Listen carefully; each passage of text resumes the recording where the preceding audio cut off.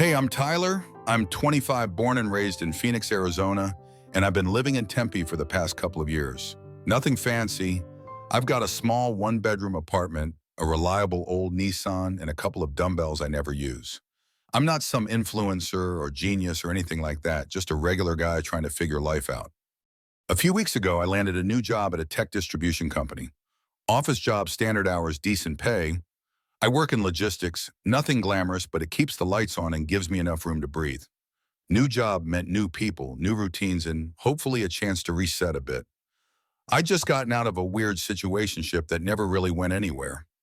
And honestly, I was ready for something new. That's when I met Jake. Jake was one of the first people to talk to me when I started. He's 26, outgoing, the kind of guy who cracks a joke during meetings and somehow gets away with it. We hit it off pretty quick, grabbed lunch together a few times, talked about sports, shared playlists.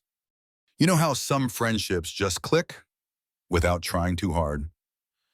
That was us. After a couple of weeks of working side by side, Jake says to me, "Bro, you should come by the house sometime. My mom always nags me about not bringing friends over. She'll finally shut up if I bring someone decent." I laughed. "Decent? That's a stretch." "Nah," he grinned. "You're good people. Seriously, swing by. She cooks like crazy on weekends." So I did. It was a Friday night when I pulled up to Jake's place, a quiet neighborhood, a little older, with trees that actually gave off some shade and front lawns that didn't look like Arizona had been on fire for 5 years straight. His house was clean, modest but cozy. He met me at the door wearing a backwards cap and socks with slides. "You come in," he said, stepping aside. "I think she's in the kitchen." As I walked in, the smell hit me first, something garlicky, something baked. And then I saw her, his mom, Amanda. She turned around from the kitchen counter holding a mixing bowl and smiled like she'd known me for years. And man, she didn't look like any mom I expected. She was tall, athletic, with this casual elegance that made her stand out without trying. Blonde hair tied back, a fitted workout top, yoga pants that told me she took care of herself, like really took care. And that posture, confident but relaxed. "You must be Tyler," she said warmly, walking toward me with that kind of grace you don't often see. "I've heard a lot about you." "All good things, I hope." I smiled, shaking her hand. "Mostly," she said with a wink. I was impressed. She had that natural charm, but also this look in her eyes, sharp, curious, the kind that sees through people quickly. She asked if I wanted a drink. I said water. She gave me lemon water in a tall glass, and we all sat around the island counter chatting while she prepped dinner. Jake disappeared upstairs for a while to change, I think. He yelled something about grabbing his charger or maybe calling his girlfriend. I wasn't really listening. My focus was already elsewhere. Amanda leaned on the counter across from me. We talked about random stuff, what I did before the job, where I was from, if I had family around. I threw in a few light jokes. I wasn't trying too hard, just being me. I complimented the house, then complimented her cooking, even though I hadn't tasted it yet. She laughed, and then I said, "You don't look old enough to be Jake's mom." She tilted her head, smirking just slightly. And then it happened. She looked me straight in the eye, no filter, no hesitation, and said, "You're not like his other friends." There was something in her tone, soft, a little playful, but it wasn't the words. It was her eyes that locked me in place, like they were saying something louder than the sentence, like they wanted to say more. And right then I knew this wasn't going to be just dinner. The weekend passed, but the moment Amanda looked me in the eyes and said, "You're not like his other friends," stuck in my head like a song I couldn't get rid of. I'd heard compliments before, sure, but not like that, not with that much weight behind it. It wasn't just the words, it was her expression, her body language, the way she said it, like she knew it would stay with me. Jake and I kept texting that weekend about work stuff, memes, dumb group chat updates, but I couldn't stop thinking about Amanda. I didn't have any plan, and I wasn't trying to be that guy, but I also wasn't the type to ignore something real. There was a tension between us, unspoken but obvious, and I wasn't about to pretend I hadn't felt it. On Monday morning, I woke up earlier than usual. My mind kept going back to that moment in the kitchen. Her eyes, the way she leaned on the counter, the way she didn't look away. So I did something maybe I shouldn't have done. I texted her. I still had her number. She gave it to me casually that night when I joked about wanting her famous lasagna recipe. It wasn't exactly a lie, but it wasn't exactly innocent either. I stared at the screen for a few minutes, trying to decide what to say. I didn't want to come off creepy, but I also didn't want to act like that night hadn't meant something. Finally, I typed, "Hey, Amanda, hope your weekend went well. Just wanted to say thanks again for the dinner and the lemon water. Still thinking about that." Short, harmless, friendly, but with just enough to let her know I was testing the water. She responded 5 minutes later. "You're welcome, Tyler. You made a good impression." I smiled, and then my stomach flipped a little. There it was again, subtle, confident, like she knew what she was doing. So I pushed it just a bit further. Not like the others, right? This time she took longer to reply, maybe 3 minutes, but it felt like 10. Then exactly. No emoji, no exclamation point, just that one word. And that was enough. Over the next few days, we texted more. It wasn't constant or intense, but it was there, always under the surface. Sometimes casual, "How's work? Did Jake tell you about the time he crashed his bike into a bush? What are you cooking tonight?" Sometimes less casual. "You seem older than 25 in a good way. You ask real questions. Most people don't." And I'd reply in kind, "You're easier to talk to than most people I've dated." "I still can't believe you're Jake's mom." By Thursday, we'd built a kind of rhythm. Every conversation had this hidden current running underneath it. There was no flirting technically, but it was all in the tone. You could feel it. Friday afternoon at work, Jake mentioned he was heading out of town for the weekend to visit his dad in Flagstaff. He invited me along, but I played it cool. "Nah, I've got some stuff I gotta take care of," I said, acting like I had plans. In reality, I didn't have any plans until 10 minutes after he left the office. I texted Amanda. "So just you this weekend?" She didn't take long to answer. "Looks that way." I paused, thought about it, and then sent coffee. This time she didn't answer right away. 5 minutes passed, then 10, then finally, "Tomorrow, 10:30, I know a spot where no one will know either of us." I stared at that message longer than I needed to. My heart was beating harder than it should have been for something as small as a coffee date. But it wasn't just coffee. We both knew it. That night, I couldn't sleep. The next morning, I took longer than usual getting dressed, not too formal, not too lazy, something in between. I sprayed cologne I usually save for parties. I looked in the mirror 3 different times, and for the first time in a while, I felt excited about something. I pulled into the little coffee shop she sent me, this tucked-away place near a yoga studio with outdoor seating and zero chance of running into Jake or anyone from work. Amanda was already there. She stood as I walked up, black tank top, light jeans, hair down, this time sunglasses pushed up on her head. She looked incredible, like someone you notice even if you're not trying to.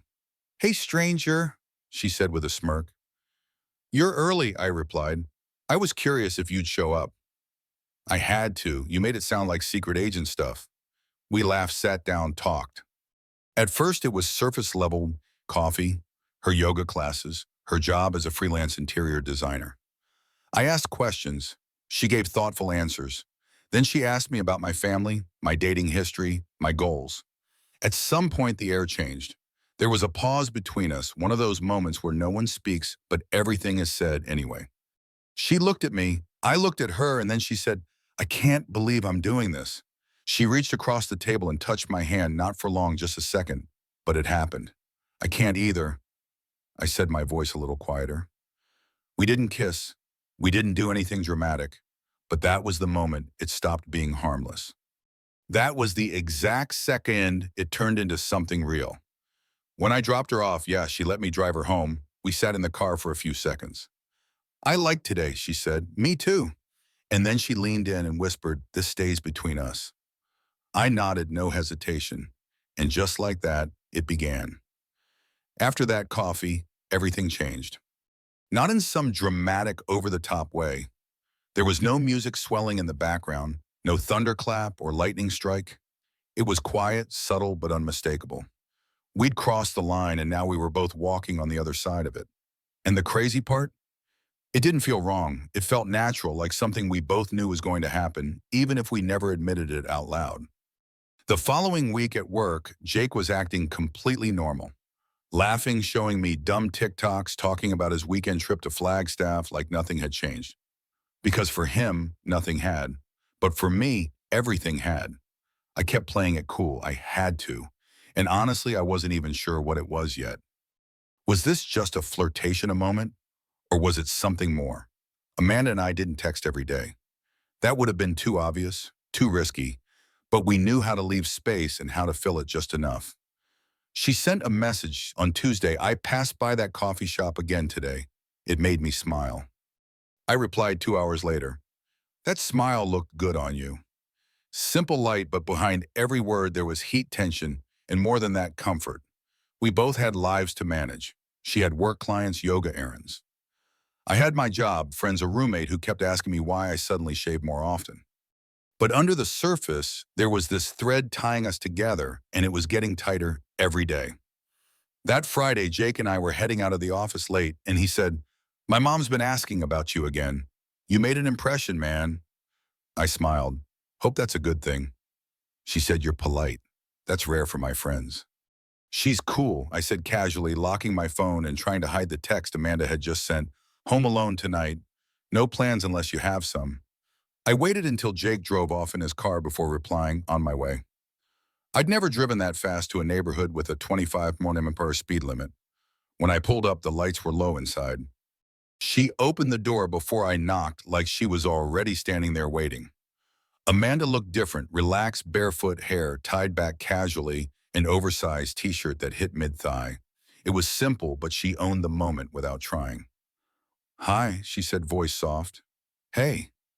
She stepped back, let me in, closed the door behind me slowly. No words for a second, just eye contact, then, "Wine." "Sure." She poured us each a glass, and we sat on the couch, not too close, not too far. TV on in the background, muted, the kind of silence that felt intentional. "You okay?" she asked. "I am now." She smiled. "I wasn't sure if you'd actually come. I was already in the car before I finished reading your text." That made her laugh. She sipped her wine. I watched her. I was in no rush. I wanted to remember everything. The curve of her smile, the way she sat with one leg tucked under her nails clean and simple, no flashy stuff, just her. We talked for a while, music, relationships, trust. She told me about Jake's dad, how they divorced 7 years ago. It wasn't messy, but it wasn't great either. She said she dated a little, but nothing stuck. "Too many men my age are either bitter or boring," she said. I wanted something else. I looked at her. And now, "I'm not sure what this is, Tyler, but I know it doesn't feel forced." I nodded. "Same here." There was a pause. Then she leaned in, slow but direct, and kissed me. No hesitation, no rush, just a kiss that said, "We're in this now."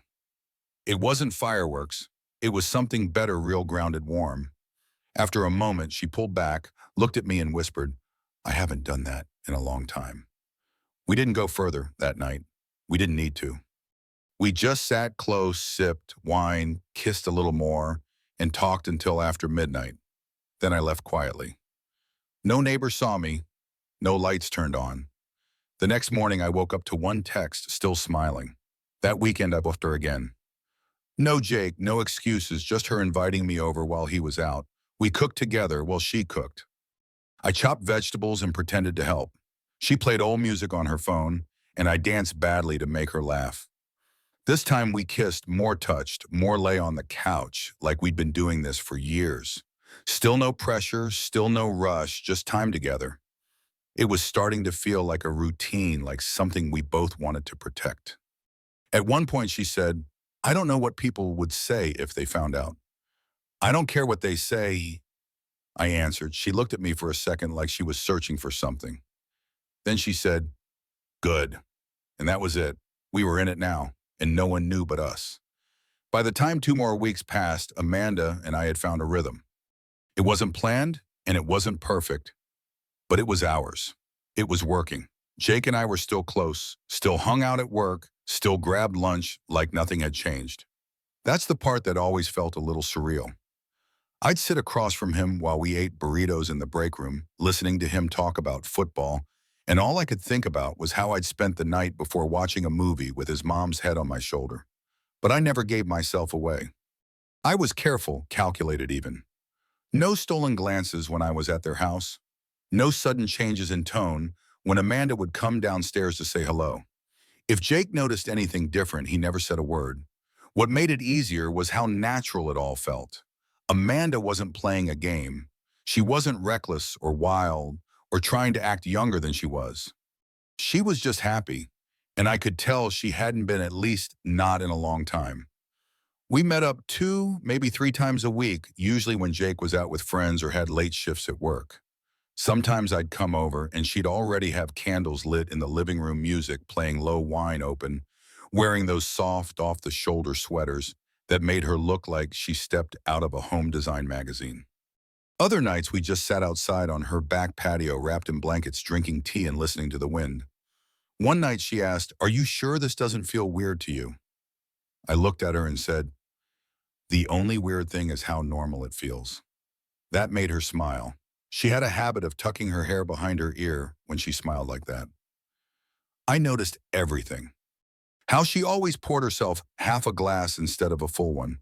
How she walked barefoot around the house. How she said my name slower when she was tired. She had this way of looking at me that made the rest of the world shrink. But there were close calls. One afternoon, Jake called me out of nowhere while I was sitting on Amanda's couch. She was in the kitchen making us sandwiches. I picked up and kept my voice level. "Yo," I said. "Hey, you home?" "Yeah, I just got back from the gym. What's up?" "Nothing, just bored. I might stop by your place later." "Cool, just text me first. I might head out." Amanda looked over at me from the kitchen, raising an eyebrow. I mouthed Jake and gave a thumbs up. She smiled a little too calmly and went back to slicing tomatoes. After I hung up, we sat in silence for a moment. "That was close," she said. I shrugged. "Part of the fun. You're insane. I'm consistent." She laughed and shook her head, walking over to me with 2 plates. "You're something, that's for sure." That night, as I was leaving, she walked me to the door, but this time she didn't open it right away. She just stood there looking at me. "You make me feel young again," she said. I didn't know how to respond at first, not because it was awkward, but because it was honest, deeper than what we usually allowed ourselves to say. "I don't want to go back to before this," she added. "You don't have to," I said. "We're not done yet." That moment hung in the air like a soft weight, warm but real. She kissed me softly and let me out the door. I walked to my car like I was floating. The next week, Jake invited me over to watch the game. I hesitated, but said yes. Part of me wanted to see her. Part of me was nervous. It had been a while since I'd been there in a normal setting. The whole house felt different to me now. When I arrived, Amanda opened the door. She was dressed casually, jeans and a hoodie, but there was this flicker in her eyes the second she saw me, a flicker I tried to ignore for everyone's sake. "Hey, Tyler," she said lightly, stepping aside to let me in. "Hey, Amanda." Jake was already in the living room with chips and beer. We spent the next couple of hours yelling at the TV, debating plays, and throwing popcorn. At one point, Amanda brought a tray of snacks. She handed me mine first. I felt her fingers brush mine just slightly, so quick. It might have been accidental, but it wasn't. That whole night, I was extra careful. I watched the way I looked at her, how often I spoke to her, even where I sat, but she was cool as ice, calm, casual, totally in control, like she'd been doing this for years. As I was leaving, Jake walked me out to the car. "My mom likes you, man," he said, totally offhand. "Oh yeah, I tried to play dumb. Yeah, she said you're respectful, different from the usual idiots I bring around." I smiled. "Well, I'll take that as a compliment." He clapped my shoulder. "You should." And that was it. I drove off feeling 20 different things at once. That weekend, Amanda and I met again, this time outside of her house. A short trail outside town just to walk and talk, neutral ground.